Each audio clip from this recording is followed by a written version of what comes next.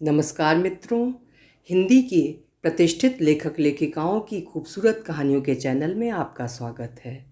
चलिए आपको ले चलती हूँ मालती जोशी जी के कथा संसार में और सुनिए उनकी लिखी हुई कहानी अतिक्रमण। तो शुरू करें कहानी अतिक्रमण। वसुधा की माँ का पत्र लेकर मैं पता नहीं कितनी देर तक संज्ञा शून्य होकर बैठी रही। घड़ी ने टनटनाकर 5 बजने की सूचना दी, तब जाकर मुझे होश आया और मैं हड़बड़ा कर उठ बैठी। नाश्ते की आज कोई पूर्व तैयारी नहीं थी।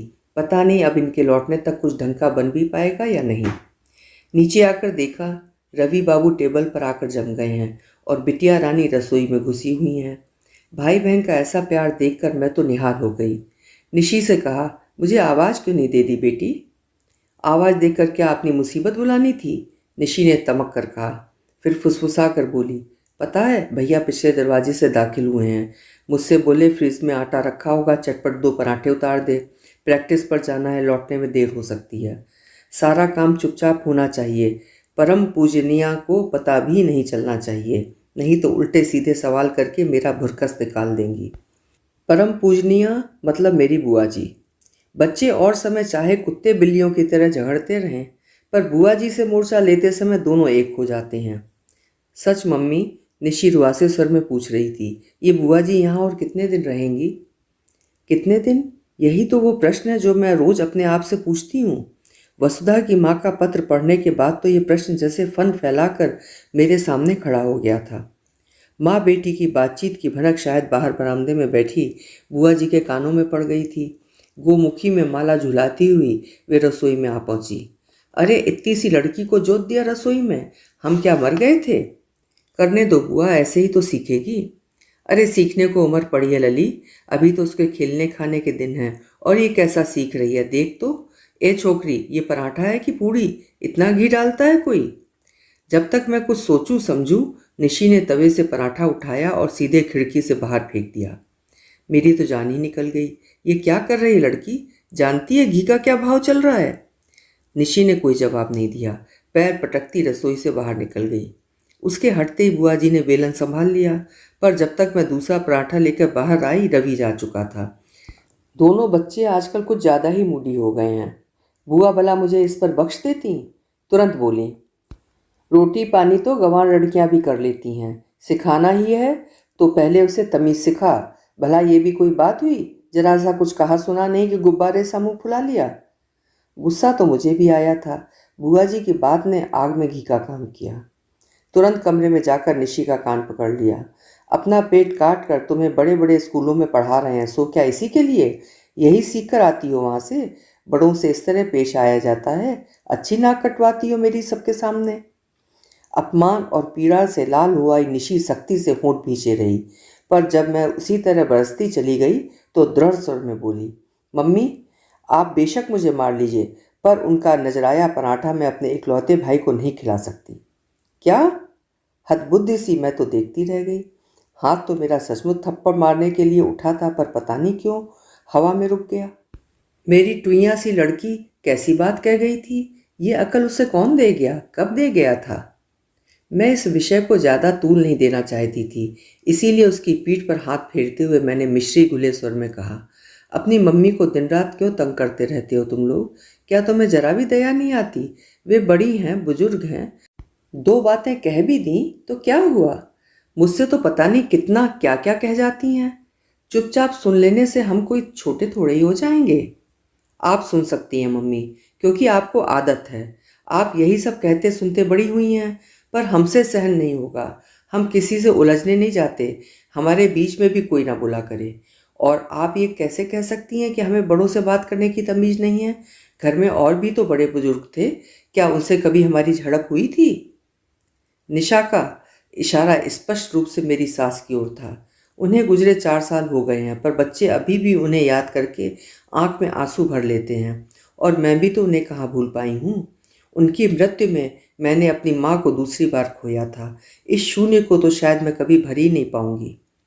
माँ के रहते ही बुआ ने घर की बच्चों की सारी जिम्मेदारी अपने ऊपर ले ली थी, इसीलिए उनकी मृत्यु के बाद सतही तौर पर घर में कुछ नहीं बदला था, पर मन एक ममता भरे स्पर्श के लिए तरस कर रह गया था।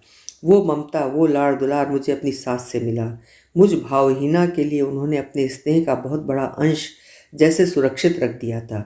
उनके अपने बच्चे भी उसे झपट नहीं पाते थे। सच, बड़ी अद्भुत महिला थीं वे। एक मामूली से अध्यापक की 4 बच्चों वाली गृहस्थी उन्होंने किस करीने से चलाई थी, और स्वभाव पर खरोंच तक नहीं आने दी थी।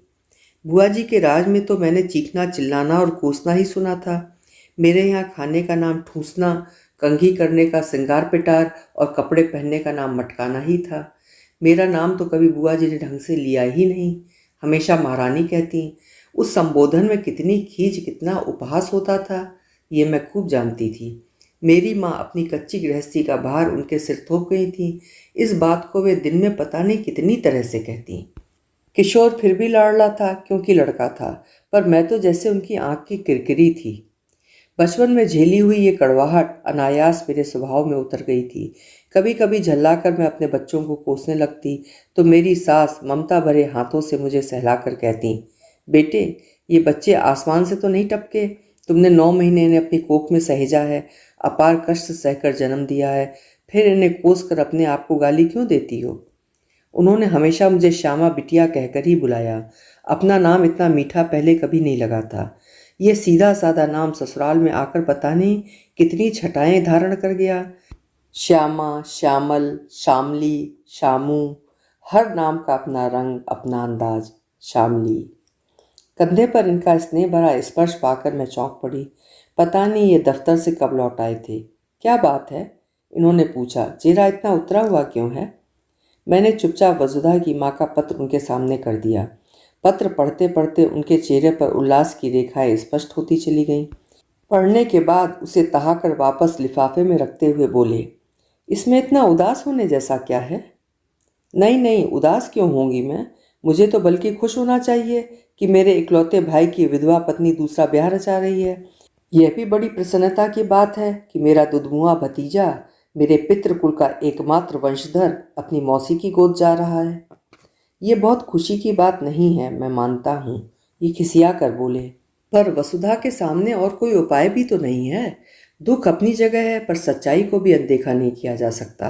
वसुधा के सामने पूरी जिंदगी पड़ी है, और फिर तुम ही तो बार बार कहती थी कि वसुधा को जल्दी ही कोई फैसला कर लेना चाहिए। अब उदास क्यों हो। अब खिसियाने की बारी मेरी थी। फिर भी अपनी झेप बिटाते हुए मैंने कहा, पर बुआ, उनके बारे में सोचा है। बुआ जी की फिक्र मत करो, उन्हें मैं देख लूँगा। अभी तुरंत उनसे कुछ कहने की ज़रूरत नहीं है। वैसे इस समय उनके बारे में सोचना इतना महत्व तो नहीं रखता। 3/4 जिंदगी वे काट ही चुकी हैं, बाकी भी जैसे तैसे कट ही जाएगी। हमें तो उस अबोध लड़की के बारे में सोचना है। अब इनसे क्या कहती कि बुआ जी की इस बची खुची जिंदगी को लेकर ही तो मैं चिंतित हूँ। अब तक एक क्षीण आशा सी बंधी थी कि दुख का आवेग थोड़ा थम जाने पर वसुधा लौट आएगी, अपना घर बार, अपनी जिम्मेदारी संभाल लेगी। किशोर के दफ्तर में अब भी उसे नियुक्ति मिल सकती है। पर इस पत्र ने तो सारी आशाओं पर पानी फेर दिया। बुआ को अपने यहाँ लाते समय ये नहीं सोचा था कि ये इतनी बड़ी जिम्मेदारी होगी। तब तो यही सोचा था कि किशोर की अकाल मृत्यु का दुख हम दोनों मिल बैठकर बांट लेंगी। वैसे भी उस सूने घर में उन्हें अकेला नहीं छोड़ा जा सकता था। बहू को तो तेरही के फौरन बाद ही उसके भाई आकर ले गए। बुआ जी कहाँ जाती। पति का घर तो पता नहीं कब का छोड़ चुकी थी। एक बार जो आ गई तो दोबारा वहाँ का रुख नहीं किया। जाती भी तो उन्हें वहाँ कौन झेलता। पति विहीन नारी की धौंस डपट ससुराल में कौन सहता है। उनकी ठसक तो बस बाबूजी के यहाँ ही चलती थी। चाची और ताई जी तो दूर से ही हाथ जोड़ लेती थीं। माँ बेचारी सहानुभूति में उन्हें अपने घर ले आई, तो ये भावुकता उन्हें ही भारी पड़ गई। बुआ के उग्र तेज के आगे वे निरंतर श्री विहीन होती चली गईं, और कुछ दिनों में उनके अपने ही घर में उनका अस्तित्व गौण होकर रह गया। बाबूजी की दूसरी पत्नी थी माँ। उम्र में ननद से 19 पड़ती थीं, इसीलिए उनके सामने हमेशा सहमी सहमी सी रहती। मात्र 12 साल की थी मैं जब माँ नहीं रहीं, पर मुझे अब भी याद है कि कैसे छोटी छोटी बातों के लिए वे बुआ का मुंह जोहती थीं। भिखारी को एक मुट्ठी आटा वे अपने मन से नहीं दे सकती थीं। रोज का खाना भी बुआ से पूछकर बनता था। कपड़े लत्ते उन्हीं की मर्जी से ही खरीदे जाते थे। सब नौकर चाकर बुआ के मुंह लगे थे। उन्हें डांटने डपटने की माँ ने कभी ज़रूरत नहीं की। माँ मरी तो बस इतना हुआ, जैसे घर के किसी कोने में एक दिया टिमटिमा रहा था, वो बुझ गया। बस उनकी मृत्यु के बाद तो घर में बुआ का एक छत्र साम्राज्य हो गया। अपने दोनों बच्चों को सौंप कर बाबूजी तो एकदम निश्चिंत हो गए। दो दो पत्नियों की मृत्यु ने उन्हें बेतरह तोड़ दिया था। मेरी शादी तक तो वे किसी तरह जी गए, यही बहुत था। साल भर रवि को भी अपनी गोद में खिला लिया और शांति से आंखें मूंद ली। तो बुआ के लिए संसार में एकमात्र यही घर था उनके भाई का, मेरे पिता का घर। वहाँ वे आश्रय के लिए आई थीं और शासक बन बैठी थीं। किशोर की असमय मृत्यु से उनका सिंहासन एक बार फिर हिल उठा था। प्यार से या रोष से सही, उन्होंने मुझे पाला था, ब्याहा था, मेरे पति के ससुराल वालों के नाज नखरे उठाए थे। उनका कुछ तो कर्ज मुझ पर भी था। उन्हें साथ न लाती तो क्या करती। चाचा ताऊ कोई भी तो उस तूफान को अपने घर में रोकने के लिए तैयार नहीं था। अपने इस निर्णय पर अब मुझे पछतावा हो रहा है, पर सारी बातें पति से कही भी तो नहीं जाती। हम लोगों को सचमुच बड़ा डर लग रहा था कि पता नहीं बुआ इस खबर को कैसे झेल पाएंगी। मेरी तो हिम्मत ही नहीं पड़ रही थी। इन्होंने खूब लंबी चौड़ी भूमिका बनाकर उन्हें ये समाचार सुनाया। मुझे लग रहा था कि वे एकदम हक्का बक्का रह जाएंगी, गालियां दे देकर कलयुग को कोसेंगी या फिर किशोर की याद में फुक्का फाड़ कर रो पड़ेंगी। पर बुआ बड़ी दिलेर निकली। उन्होंने शांति से इनका प्रवचन सुन लिया, फिर बड़े इत्मीनान से छालियां कतरते हुए बोली, ठीक तो है, जवान जहान लड़की मरे हुए को कब तक रोती, ये तो होना ही था। फिर पूर्ववत टीवी पर नजरें गड़ाकर बोली, ये तो मरा रोशन लाला दिखे है, अब कौन सा गुल खिला रहा है। मैं हतबुद्ध होकर एस कुमार्स के उस विज्ञापन की ओर देखती रह गई। क्या बुआ इस समय सचमुच मजहर खान के बारे में ही सोच रही हैं? इतनी बड़ी बात सुन लेने के बाद भी क्या उनके मन पर जरा सी भी खरोंच नहीं आई? ये बड़े खुश थे, इत्मीनान की सांस लेकर बोले, चलो तुम्हारी ये प्रॉब्लम ही हल हो गई, बहुत डर रही थी ना तुम। अब उन्हें कैसे बताती कि यही तो सबसे बड़ी प्रॉब्लम थी। इसका मतलब ये था कि वे अब इस घर में पूरी तरह रच बस गई हैं, वापस जाने का उनका कोई इरादा नहीं है। अब तक बच्चों को और अपने आप को समझा रही थी कि बस थोड़े ही दिन की तो बात और है, जैसे तैसे झेल ही लेंगे। बुआ की पीढ़ी के लोग लड़कियों के यहाँ ज़्यादा दिन डेरा नहीं डालते। ये भ्रम तो आज टूट गया। दूसरा भ्रम भी जल्दी ही टूट गया। मैंने तो सोच लिया था कि वसुधा की शादी की सूचना को बुआ ने एक कान से सुनकर दूसरे से निकाल दिया है, पर मेरा ये सोचना एकदम गलत था। उन्होंने पूरे 2 दिन तक मन ही मन इस बात का मंथन किया था। तीसरे दिन दोपहर को वे मेरे कमरे में आई। फुर्सत का समय पाकर मैं कपड़ों पर प्रेस कर रही थी। उन्होंने प्रेस का स्विच ऑफ करते हुए पलंग पर आसन जमाया और मुझे आदेश दिया, जरा इधर मेरे पास आकर बैठ। तो मना करने का कोई प्रश्न ही नहीं था, चुपचाप जाकर बैठ गई। उन्होंने अपनी बास्केट की जेब से एक मखमली बटुआ निकाला, उसे खोलकर एक रेशमी रुमाल में बंधी छोटी सी पोटली निकाली। फिर वो रुमाल खोलकर बिस्तर पर फैला दिया। मेरी तो आंखें चौंधी आ गईं। मेरे सामने एक खूबसूरत चंदन हार और 2 जड़ाऊ कंगन अपनी जगमग ज्योति बिखेर रहे थे। ये क्या है? मन में उमकती खुशी को किसी तरह रोक कर मैंने पूछा। तेरी माँ के गहने हैं। मैं तो सचमुच निहाल हो गई। बुआ सचमुच ग्रेट हैं। उन दुख कातक क्षणों में भी वे अपनी अमानत के प्रति सतर्क रहीं और संभाल कर साथ ले आईं। सूम के धन की तरह उसे सहेज कर रखा और उचित अवसर की प्रतीक्षा करती रहीं। वसुधा की शादी की सूचना उनकी सारी सुविधा समाप्त कर गई और अब वे माँ के गहने बेटी को सौंपने आई हैं। बिट्टो, तुझे मेरा एक काम करना होगा। कहो, अब तो मैं उनके लिए आकाश के तारे तोड़कर ला सकती थी। तुझे वसुधा की शादी में जाना होगा। क्या? अटपटा लगा है ना? फिर भी दिल पर पत्थर रखकर तुझे काम करना ही होगा। ऐरे गहरे के हाथ तो मैं जोखम भेज नहीं सकती। जोखम? जोखम मतलब ये गहने, ये वसुधा को पहुंचाने हैं। क्यों? ये उसका स्त्री धन है। शादी में बड़े चाव से उसे चढ़ाए थे, अब ये उसका स्त्री धन है। पर वो तो अब दूसरी शादी कर रही है, तो करने दे, हम कन्यादान में ये चीज़ें दे देंगे। आखिर ये उसकी अमानत है, मैं कब तक सहेजूंगी? मैं चुप। रोष, अपमान, निराशा सब आकर मेरी वाणी को कील गए थे। बुआ ने लेकिन मेरी जरा भी तवज्जो नहीं की। वे अपनी उधेड़-बुन में व्यस्त थीं। एक काम और, कुंवर जी से कहकर जरा किसी अच्छे से वकील को बुलवा देना। वकील का क्या होगा? राहुल के नाम मकान की रजिस्ट्री कराऊंगी। पर बुआ, राहुल तो मौसी की गोद जा रहा है। तो जाने दे, कहलाएगा तो आत्माराम पाठक का ही वंशधर। बड़ों ने मिल बैठकर कुछ सोच डाला तो उसकी सजा वो बच्चा क्यों भुगते? उसका हक तो उसे मिलना ही चाहिए। वसुधा के जीजाजी कोई लॉट कलेक्टर थोड़े ही हैं, जिंदगी भर की कमाई लगाते तब भी ऐसा बड़ा मकान खड़ा नहीं कर सकते।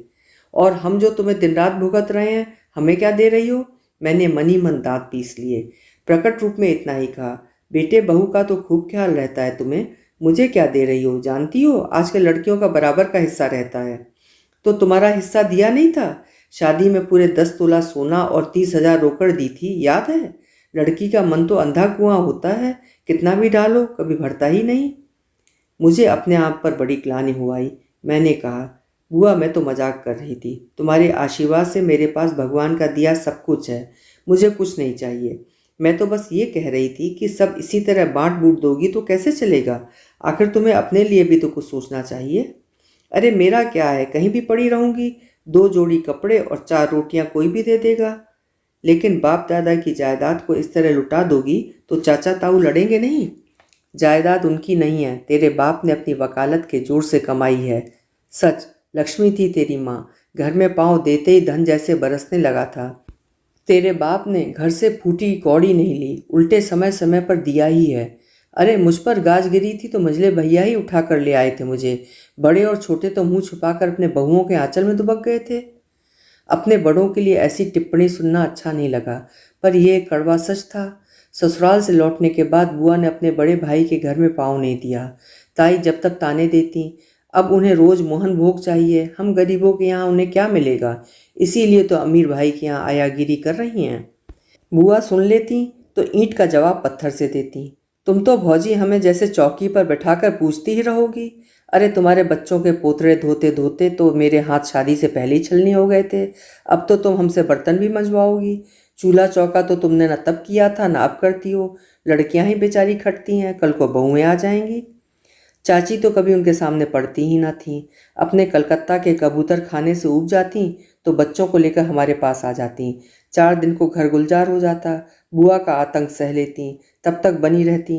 बुआ यथाशक्ति उनकी सहनशीलता की परीक्षा लेती रहती। फिर किसी दिन सब्र का बांध टूट जाता, चाची रोज से फट पड़ती। फिर जमकर महाभारत होता और चाची बच्चों को लेकर लौट जाती। घर और सूना हो जाता, पर बुआ को ये दुख जरा भी नहीं व्यापता। वो जैसे इस अवसर की प्रतीक्षा में ही रहती। तुरंत पार्वती को साथ लेकर घर की सफाई में जुट जाती। विजय दर्प से उनका चेहरा चमकने लगता। मुझे लेकिन वे उस समय किसी खलनायिका से कम नहीं लगती। खलनायिका तो वे मुझे इस समय भी लग रही थी। बाबूजी का बनवाया हुआ पक्का 2 मंजिला मकान उनकी कर्मठता का, यशो कीर्ति का स्मारक था। बचपन की कितनी खट्टी मीठी स्मृतियां उससे जुड़ी हुई थीं। उसे सेंत में किसी तीसरों को सौंप देना मुझे जरा भी अच्छा नहीं लग रहा था। सुनिए, रात मैंने इनसे ठुनकते हुए कहा, मेरे सारे गहने बिक जाएं तो मुझे परवाह नहीं, पर मकान मेरे लिए खरीद लीजिए। चाचा ताऊ का कोई बेटा इसका वारिस बनता तो मुझे दुख ना होता। घर की चीज़ घर में ही रहती, पर बाबूजी की गाढ़ी कमाई घर किशोर के ससुराल वाले कब्जा करके बैठ जाएं तो ये मुझसे सहन नहीं होगा। तुम इतना ऊपर नीचे क्यों हो रही हो? वे बोले, मकान अब तुम्हारा है, तुम्हारा ही रहेगा। कैसे? देखो, किशोर के बाद ये सारी संपत्ति वसुधा की थी। वो अगर दूसरी शादी कर रही है तो राहुल इसका वारिस है। अब अगर वो भी किसी की गोद जा रहा है तो जायदाद पर केवल तुम्हारा हक बनता है। इसलिए अब चैन से सो जाओ और मुझे भी सोने दो। लेकिन बुआ जो रजिस्ट्री करने के लिए कह रही हैं तो कहने दो, उनके कहने से क्या होता है? वे अपने मन को बहला रही हैं, बहलाने दो, बुजुर्ग हैं। हमें तो उनका लिहाज करना ही पड़ेगा, पर कानून थोड़े ही करेगा। कानून में उन्हें कोई हक नहीं है कि संपत्ति के लेन देन में दखल दें। यह तो बाद में पता चला कि हम लोग बुआ को कितना अंडर एस्टिमेट कर रहे थे। अपनी खुशफहमी में हम ये भूल गए कि बुआ एक प्रख्यात वकील की बहन है और कानून की समझ उन्हें हमसे कहीं ज़्यादा है। अगले 2-3 दिनों तक जब वे बार बार वकील का जिक्र करती रहीं तो आजिज आकर इन्होंने कहा, बुआ जी, आखिर वकील आकर और क्या कर लेगा? किशोर के बाद जायदाद अपने आप राहुल की हो जाती है, अलग से रजिस्ट्री करने की क्या ज़रूरत है? हाँ, अगर राहुल गोद जा रहा है तो अलग से कुछ सोचना पड़ेगा। इन्होंने जानबूझकर इस समय मेरा नाम नहीं लिया, जो मुझे अच्छा लगा।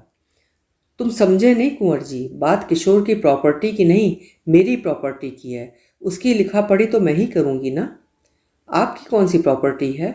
हम दोनों चकित थे। क्या बुआ को अपनी भूली बिसी ससुराल से जमीन का कोई टुकड़ा मिल गया है? अरे नहीं रे, वो तो भैया ही पता नहीं किस झोंक में मकान मेरे नाम कर गए थे। क्या?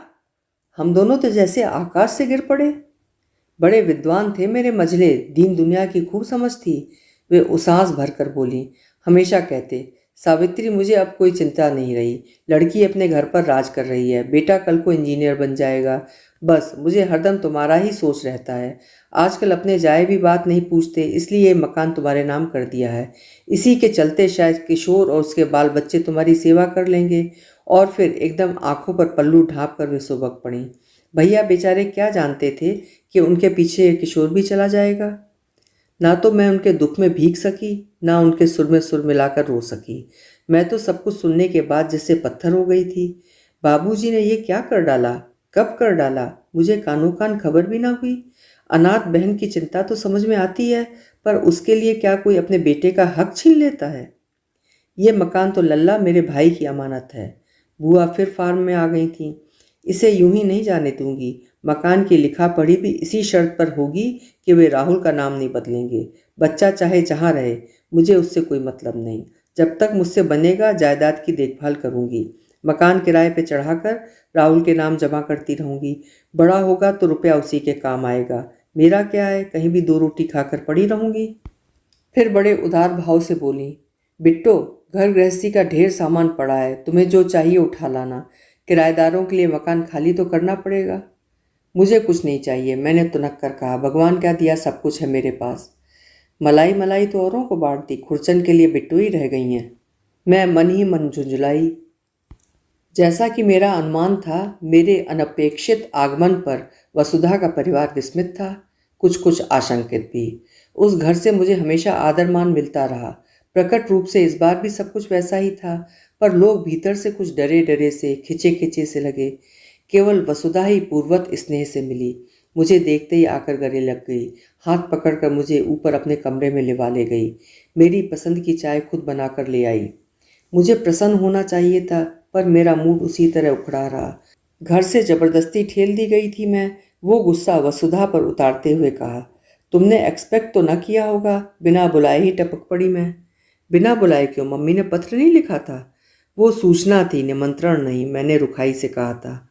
क्षण भर को चुप हो गई, फिर धीरे से कहा, उनकी हिम्मत नहीं पड़ी होगी, वैसे पत्र इसी उद्देश्य से लिखा था। खैर कोई बात नहीं, तुम खुश तो हो ना? मेरे स्वर से चौंक कर उसने मेरी ओर देखा। लगता है दीदी आप खुश नहीं हैं। मेरे लिए बहुत खुशी की बात तो नहीं है। जानती हूँ दीदी, पर आपको याद होगा विवाह का आग्रह सबसे ज़्यादा आपकी ओर से ही था। मम्मी तो खुद हिचक रही थी, पर मैंने ही जिद करके आपको पत्र लिखवाया था। सोचा था आप खुश होंगी। वसुधा, मैंने कभी नहीं चाहा कि तुम जिंदगी का बाकी सफ़र तपती रेत पर नंगे पैर चलते हुए तय करो। फिर भी don't you think it is too early? इस तरह के निर्णय दीदी बहुत जल्दी ही लेने होते हैं, नहीं तो फिर बहुत देर हो जाती है। इतना अधैर्य क्यों वसुधा? जीवन का वसंत क्या आज ही शेष होने को था? मरने वाले का क्या इतना भी अधिकार नहीं कि कोई उसकी स्मृति में ऋतुओं का एक चक्र ही समर्पित कर दे? बुआ को देखो, पूरी जिंदगी निकाल दी है। तुम्हारे पास तो फिर भी राहुल है। राहुल अब मेरा नहीं है दीदी, सुषमा जिज्जी का है। मेरी ये सारी हड़बड़ी उसी के लिए है। जितनी जल्दी उसकी दुनिया से दूर हो जाऊं, हम दोनों के लिए अच्छा रहेगा। जितना समय बीतता जाएगा मोह भी बढ़ेगा, फिर तो ममता हर बार मेरा पांव रोक लेगी।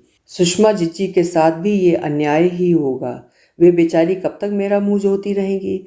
और फिर सबसे बड़ी बात है दीदी, ऐसे प्रस्ताव रोज रोज नहीं आते। मेरे बूढ़े माँ बाप कब तक मेरी चिंता का भार ढोते रहेंगे? वैसे ही उन्हें काफ़ी दुखी कर चुकी हूँ। मैं गुमसुम बैठी सुनती रही। वो जो कुछ कह रही थी सच था, पर कड़वा सच था, इसीलिए आसानी से गले नहीं उतर रहा था। दीदी, मैंने चौंक कर सिर उठाया।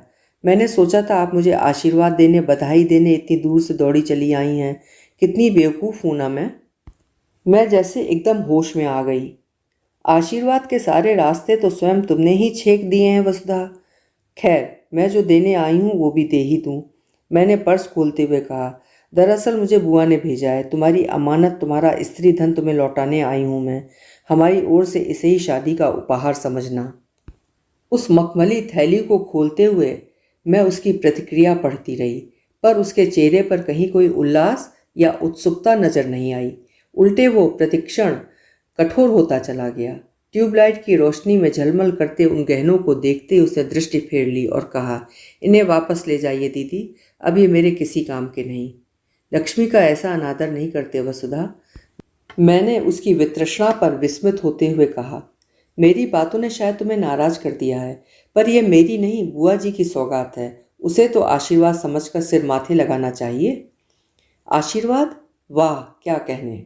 वो विद्रूप से हंस पड़ी। जब पहनने का मन था, मौका था, तब तो कभी छूने भी न दिया। शादी ब्याह में हर कहीं खाली हाथ खाली गले भेज दिया, अब मुझे जलाने के लिए सौगात भेजी है। तब तो ये डर था कि कहीं मैं सिलबिल्ली सी लड़की ये बेशकीमती चीज़ें कहीं गिरा आऊँगी। अब ये बड़प्पन जताया जा रहा है। नहीं दीदी, ये सब लौटा ले जाइए, नहीं तो मेरे पिछले घाव फिर कसक उठेंगे। मैं अब पिछला कुछ भी याद नहीं करना चाहती। जीवन का वो अध्याय मैं बहुत पीछे छोड़ आई हूँ। मैं उन काले पृष्ठों पर फिर से दोहराना नहीं चाहती। आप भी मुझ पर इतनी दया कीजिए। विवाह की पूर्व संध्या पे मेरा मन कसैला न करें, उसे शांत बना रहने दें। मैं चकित थी और व्यथित भी। यह घुन्नी सी लड़की हम लोगों के प्रति इतना आक्रोश, इतनी कड़वाहट पाले हुए है। वसुधा, मैं कुछ कहना चाहती थी पर उससे पहले ही वो बोल उठी। आप अभी बुआ जी की बात कर रही थी ना दीदी। भाग्य के इस अभिशाप को उन्होंने आजीवन भोगा है, मैं जानती हूँ। पर दीदी वो जमाना दूसरा था, हमारे गांव की परंपराएं दूसरी थीं। नहीं तो बुआ जी भी वही करती जो मैं कर रही हूँ, बल्कि इतने दिनों तक प्रतीक्षा भी नहीं करती। वसुधा, मांग का सिंदूर मिट जाने से मन की इच्छाएं नहीं मिट जाती दीदी। विधि के विधान को हर कोई संयम से नहीं झेल पाता। कोई विद्रोह भी करता है, तब उसकी अतृप्त इच्छाएं दूसरों की इच्छाओं का भी गला घोट देती हैं। मैं शादी कर रही हूँ तो सिर्फ इसलिए कि भविष्य में मैं भी बुआ जी की तरह अतृप्त इच्छाओं का विकृत संस्करण न बन जाऊं। ऐसा पूछिए कि क्या नहीं किया, आप नहीं जानती दीदी। विवाह के 2 वर्ष मैंने एक दुस्वप्न की तरह जिए हैं। बुआ थोड़ी तेज जरूर है वसुधा, पर मन की मैली नहीं है। फिर किशोर तो उनका सदा लाडला रहा है, तुम पर भी वो जान छिड़कती रही हैं। जूता कहाँ काटता है ये तो पहनने वाला ही जानता है, देखने से पता थोड़ी चलता है।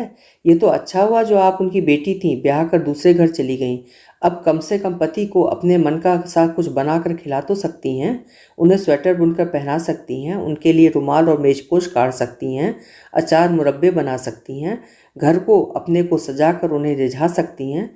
मैं तो इन छोटी छोटी चीज़ों की और बातों के लिए तरस गई थी। सारी विद्याएं सीख लेने के बाद यूं हाथ पर हाथ धरे बैठे रहना कितनी पीड़ा देता है, आप नहीं समझेंगी। किशोर कुछ कहता नहीं था? मुंह में जबान होती तो कहते ना, उसे तो बुआ जी ने कील किया हुआ था। वाणी भी और बुद्धि भी पूरे श्रवण कुमार थे। बुआ जी की ममता में आकंठ डूबे हुए। उनकी बात उनके लिए वेद वाक्य थी। वे तो यही समझते रहे कि मैं ही निरी फूहड़ हूँ, मेरे ही कारण बुआ जी बेचारी दिन रात रसोई में जुटी रहती हैं। उन्हें ये कभी पता ही नहीं चल पाया कि मुझे रसोई में पाँव ही नहीं देने देती बुआ जी। अपने लाडले भतीजे का पाचन तंत्र वे मेरे हाथों में सुरक्षित नहीं समझती थीं। अगर वो नहीं समझ पाया था तो तुम ही उसे समझाती। आखिर तुम्हारा पति था वो, अपनी बात उससे कह सकती थी तुम। कब कहती? दफ्तर से आते तो सीधे बुआ जी के पास, वहीं खाना पीना होता। इसके बाद घूमने भी जाते तो बुआ जी साथ होती। उन्हें घर पर अकेले छोड़कर तो ये कभी सिनेमा जाने के लिए भी राजी नहीं हुए। रात का खाना खाकर मैं तो सोने चली जाती। ये 12 बजे तक बुआ जी के पास बैठे रहते, दफ्तर के दोस्तों की बातें सुनाकर उनका मनोरंजन करते। मैं ऊपर बैठी कुड़ती रहती। कभी बुआ जी के तलवों में घी की मालिश होती तो कभी छाती पर आयोडेक्स मली जाती, कभी चरण चापे जा रहे हैं तो कभी सिर दबाया जा रहा है। इन सबसे निपट कर ये ऊपर आते तब तक मैं थक कर खींच कर सो चुकी होती। बुआ जी से छुपकर किया हुआ श्रृंगार बासी हो जाता। बुआ जी से छुपकर क्यों? उन्हें मेरा शाम का सजना संवरना जरा भी अच्छा नहीं लगता था। कहती ये तो चौक बाजार वालियों का काम है, भले घर की बहुएं दिया बाती के बाद आईना भी नहीं देखती, ये रोज ही दिन ढले लौटते। मैं वैसी ही मनहूस सूरत लिए बैठी रहती। तब वे कहती, अरे भोगना तो भाग्य से ही होता है, अब इन्हें क्या कमी है। घंटे घंटे भर में साड़ी बदलें तो कोई मना करने वाला नहीं है, पर मन में उछा हो तब ना। बेचारा थका हारा आदमी घर आकर इनका थोबड़ा देखे तो उल्टे पैरों लौट जाए। मुझे लगा था कि राहुल के जन्म के बाद वे थोड़ी नरम पड़ जाएंगी, पर उल्टे उन्हें डांटने डपटने का एक और बहाना मिल गया। अगर उसे गोद में उठाए घूमती तो कहती, क्या तुम ही ने अनोखा बेटा जना है जो 24 घंटे छाती से चिपटाए घूमती हो। थोड़ा तो उसे ज़मीन पर रखो, नहीं तो बढ़ेगा कैसे। अगर किसी दिन राहुल पालने में जरा भर चिहुक पड़े तो समझ लीजिए तूफान आ जाता। तुरंत गरज पड़ती।